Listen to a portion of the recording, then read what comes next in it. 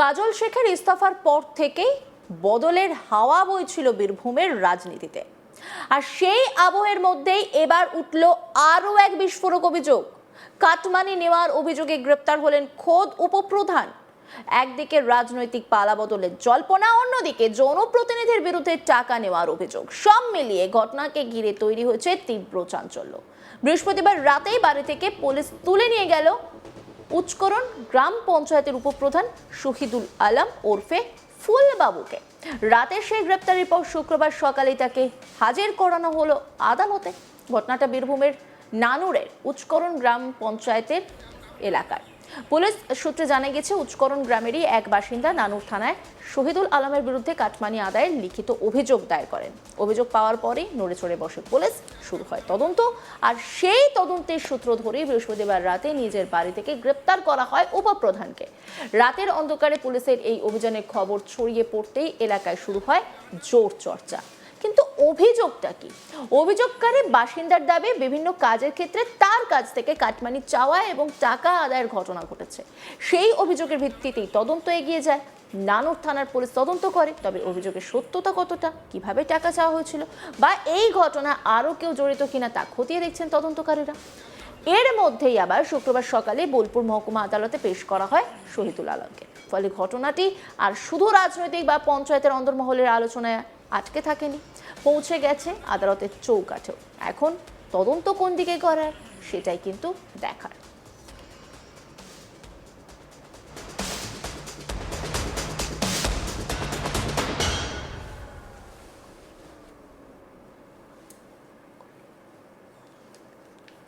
তবে পুলিশের অভিযোগের বিপরীতে সম্পূর্ণ অন্য ছবি তুলে ধরেছে শহীদুল আলমের পরিবারের দাবি, উপপ্রধানের বিরুদ্ধে আনা অভিযোগ একেবারেই ভিত্তিহীন। তাদের অভিযোগ, উদ্দেশ্য প্রণোদিতভাবে মিথ্যে মামলা দিয়ে শহীদুলকে ফাঁসানো হয়েছে। অর্থাৎ একদিকে কাটমানির অভিযোগ, অন্যদিকে সেই অভিযোগকে ঘিরে সরাসরি ষড়যন্ত্রের দাবি। দুই বিপরীত বক্তব্যে ঘটনাটি আরও ঘনীভূত হয়েছে। কাজল শেখ ইস্তফার পর নানুরের রাজনৈতিক সমীকরণ নিয়ে যখন জল্পনা তুঙ্গে, ঠিক তখনই উপপ্রধানের গ্রেপ্তারি সেই আলোচনায় যেন নতুন মাত্রা যোগ করলো।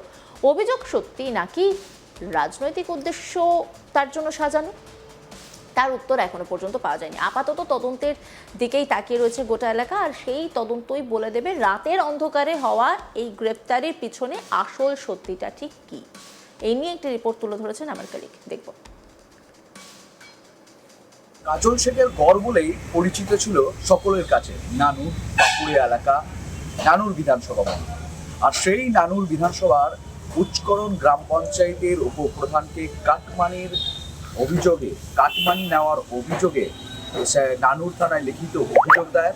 আর সেই অভিযোগের ভিত্তিতেই উচ্চকরণের যে উপপ্রধান আছে, যার নাম শহীদুল আলম ওরফে ফুলবাবু বলেই পরিচিত নানুর এলাকায়, তাকে কিন্তু পুলিশ গ্রেপ্তার করে। রীতিমতোই এই নিয়ে কিন্তু বেশ শোরগোল করেছে। দেখা গিয়েছে ঠিক নানুর জেলা পরিষদের সভাধিপতি পদ থেকে কাজল শেখ যখন ইস্তফা দিয়েছে, তার পরেই এই ঘটনা সামনে এসছে।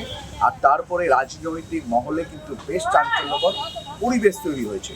কারণ রাজনৈতিক মহল মনে করছে যে কাজল শেখ যখন জেলা পরিষদের সভাধিপতি পদ থেকে ইস্তফা দিয়েছে এবং তার তার সহসঙ্গীরা যারা যখন বিভিন্ন যে দুর্নীতি রয়েছে, সেই দুর্নীতিতে তাদের নাম উঠেছে এবং কাজল শেখ জেলা সভাপতি থাকাকালীনের জন্যই তাদের উপরে কেউ একটু সাহস করে অভিযোগ দায়ের করতে পারছিল না। ঠিক কাজল শেখ যখন ইস্তফা দিয়েছে, তারপর থেকে কিন্তু যে এই যে পঞ্চায়েতের উপপ্রধান তাদের বিরুদ্ধে কিন্তু রীতিমতোই সরব হয়েছে আম জনতা এবং বিভিন্ন গ্রামের বাসিন্দারাও।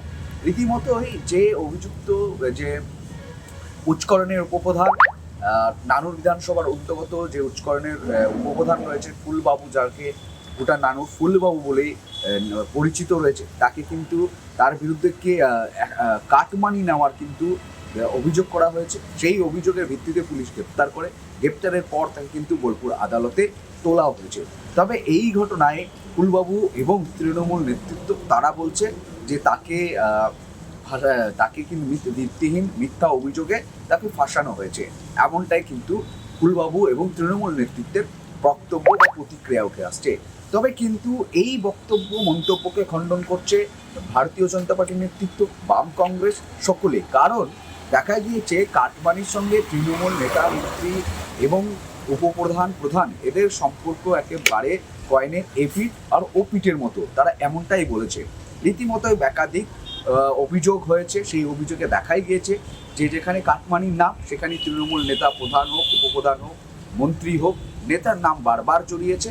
সেই নিয়ে এই মুহূর্তে ভারতীয় জনতা পার্টির ক্ষমতা থাকলেও তার আগেও কিন্তু অতীতেও দেখা গিয়েছে যে তৃণমূলের এক পক্ষ অন্য এক পক্ষ তারা কিন্তু তাদের বিরুদ্ধেই অভিযোগ করেছে।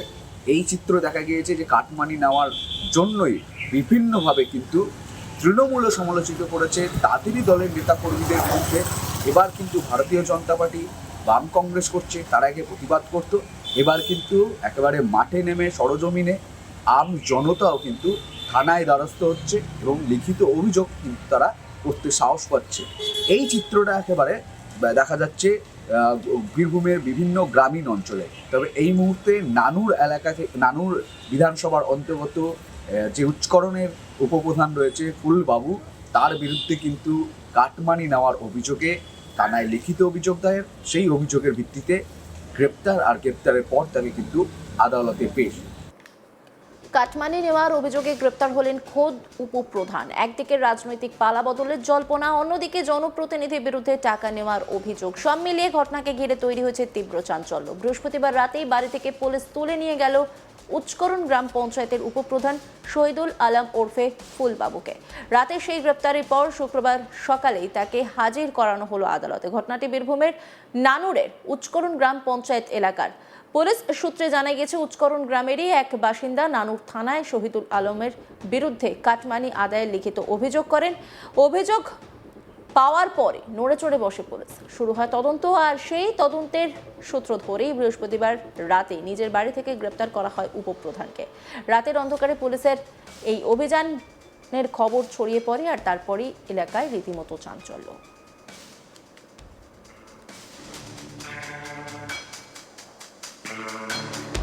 অভিযোগকারী বাসিন্দার দাবি, বিভিন্ন কাজের ক্ষেত্রে তার কাছ থেকে কাটমানি চাওয়া এবং টাকা আদায়ের ঘটনা ঘটেছে। সেই অভিযোগের ভিত্তিতে তদন্ত এগিয়ে নিয়ে যায় নানুর থানার পুলিশ। তবে অভিযোগের সত্যতা কতটা, কিভাবে টাকা চাওয়া হয়েছিল বা এই ঘটনায় আরও কেউ জড়িত কিনা তা খতিয়ে দেখছেন তদন্তকারীরা।